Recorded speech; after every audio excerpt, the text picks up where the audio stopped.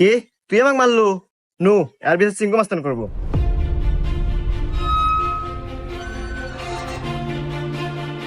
চিঙ্কু মাস্তান, ও আমাকে একটা থাপড় মারছে, আর বিচার দেন। এই, আমি সিংকু মাস্তান। এই এলাকা যত সমস্যা সঠিক সমাধান আমি নিজে দেই। নয় ওরা এক থাপড় খাবো, আর নাহলে এক থাপড়ের বদলে 10টা জরিমানা দেবো। সিংকু মাস্তান, আমার কাছে তো কোনো এখন টাকা পয়সা নাই, একটা থাপ্পড়ই দেন। এই, মার একটা থাপড়।